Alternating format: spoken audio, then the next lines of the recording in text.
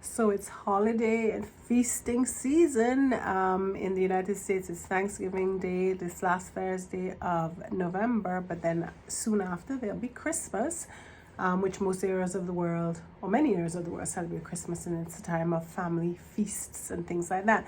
But a lot of people get very nervous about derailing the progress that they've made in their diets over the course of the past year, and there's just a lot of anxiety and worry and uncertainty about, oh no, what should I eat, what should I substitute. And around this time also I see things like, little tips for people, what to swap out of the different foods so that you don't derail your diet. Like I would see things like, oh, don't have the whole egg, instead have egg whites, or don't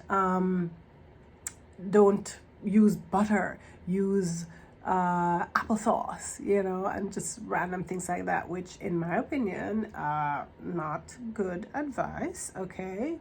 And so in this little video, I'm going to give you 3 simple things that you can do to help you not end up with overfattening from your feasting, from your holiday feasting. Okay, just 3 simple things. At the end of the day, I do think that we all can splurge on special occasions. I think enjoying a fabulous meal, rich meal with family and friends is one of the simple pleasures of life, and I am not about to rain on anybody's parade,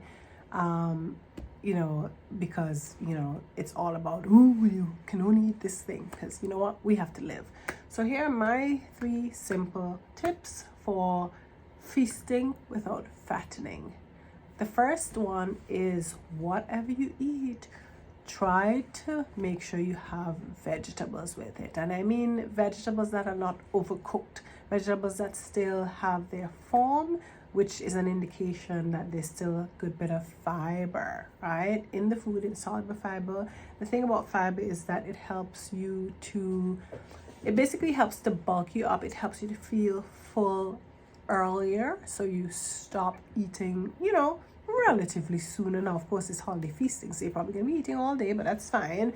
The most important thing about fiber is that it actually slows down the absorption of whatever, the energy calories are, especially starch, glucose, so that you're not all at once flooding your liver with all the glucose and fructose and so on in the meal, right? And therefore kind of overpowering it and sending your body into a fat storage mode immediately. It's a more slow, gentle absorption of glucose, whatever, fructose, and just the nutrients in general, so that your body has a chance, or has the time to metabolize, digest, metabolize, store, whatever, and then you can utilize it as well, right? So definitely I would say involving fiber, including fiber in your meal, at least a third of your plate. I like to have that general rule of thumb where at least a third of whatever you're eating is fiber.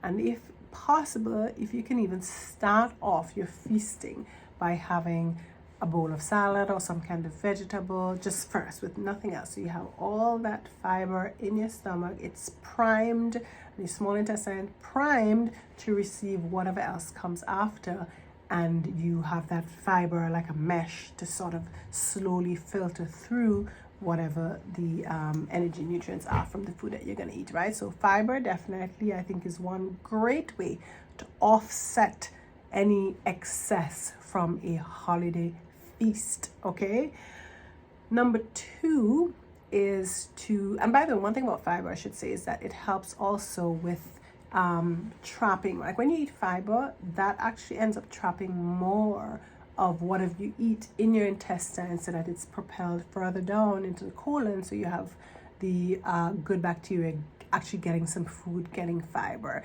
If your food has minimal to no fiber, then you're going to be absorbing more of that. So even though a meal may be bigger, and maybe since everybody is conscious about calories, it might be more calories that you're eating, but if you're having a super fiber rich meal, surprisingly, you could trap as much as 30% of that meal, of that food, in your intestines, and it propels down into the large intestines. And so if your meal was 1,000 calories, say, right? You're only absorbing, your body's only getting 700 of those calories, which 300 is staying in the intestines, trapped with the fiber and moving further down your intestines. And so, your feast is not, you're not getting all of that food from your feast. Some of it is being passed out. So that's an amazing benefit of incorporating fiber into your meals, into your feasting, right? Second thing is to have lots of water. So again, around this time, there's different beverages that I enjoyed. A lot of those beverages are sweet and they're rich. There are things like eggnog, and then they're like alcoholic beverages and cocktails and all those things. And specifically cocktails, especially sweetened cocktails, they can have a lot of sugar. Because of the alcohol, you're having a lot of sugar as well, but you're not tasting it, you're not noticing it, because it's with the alcohol, right, which has its own strong taste. So one thing I like to do is drink a lot of water, and specifically I like to have like alternated. So you have a drink, juice, cocktail, whatever, and then after that have a glass of water, and then you can have your cocktail or juice or eggnog or whatever, and then water. So I like to alternate this so that you have enough water going into your system, flushing your system. Think about water, or just when we are feasting and so on, is that you want to help the body to be able to process, metabolize, and flush things out. So fiber would be for the food, and then water would be for whatever cocktails and drinks you're having, so that your elimination is working, right? The water is helping to flush things out through your kidneys, and you're just kind of constantly flushing. So think of it like, say for example, you have a lot of sugar, but you're not drinking any water to go with that. So the sugar concentration could build up, and actual diabetics notice this, where excuse me, the sugar concentration in blood builds up and builds up and builds up. But if they're drinking lots of water with this, because they're paying attention, right, to maybe the building of the thirst, and so they're drinking lots of water, and so they're able to keep that sugar concentration down. It's diluting it because they're peeing out, drinking a lot of water, so they're peeing out the excess sugar because of the water. But if you're not drinking a lot of water, you cannot pee out that excess sugar, because there's nothing to help flush and move through the kidneys, right? So that's really the importance of having a lot of water in between, right, whatever beverages you are having. So whatever the metabolites are, sugar, whatever potential toxins, you just keep everything nicely flushed, okay? And then the third thing is this is a time of desserts, cakes, pies, things like that. Really go out of your way to not have these things on an empty stomach. Have your desserts or sweet treats after a meal, which hopefully is rich in fiber, so that you don't have that high concentration of sugar from the dessert just reaching your empty stomach. There's nothing to mix with it or whatever, and slow down the absorption, and so you have this rapid release of sugar, glucose into your bloodstream, flooding your body and kind of sending it like, oh, let's get this sugar down quick, because like this is too much too soon, right? So don't have your desserts, your pies and so on an empty stomach. Have them after your meal. Sometimes it might be late in the day because everybody's hanging out all day together, and so if there's like a bowl of nuts, there might be a bowl of mixed nuts or whatever somewhere, and you can grab a handful of the nuts, and you have the fiber and the fat from the nuts, and that's in your stomach. And then after that, you have whatever your cake and so on. So just kind of offset. And yes, it sounds like you're eating a lot, but it's because of how the order in which you're having the types of nutrients. And then also because you're eating nuts first, that is not going to be high, like high with sugar. There's some sugar in carbs in nuts, but it's not going to be a high concentration. And so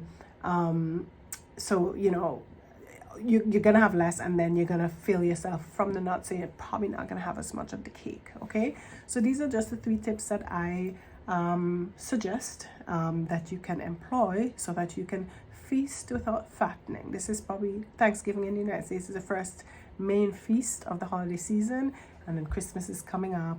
And so if you can employ these 3 tips, have a lot of vegetables, fiber-rich vegetables, whatever you eat. 2, have a lot of water, alternating with whatever cocktails and sweetened beverages you might be having. And 3, do not have desserts on an empty stomach. Hope you all found these tips helpful. Have a wonderful Thanksgiving Day for those of you watching from the United States of America. And then when Christmas comes, I hope everybody has a healthy, happy Christmas with family and friends. But you'll hear from me before then. Have a good day.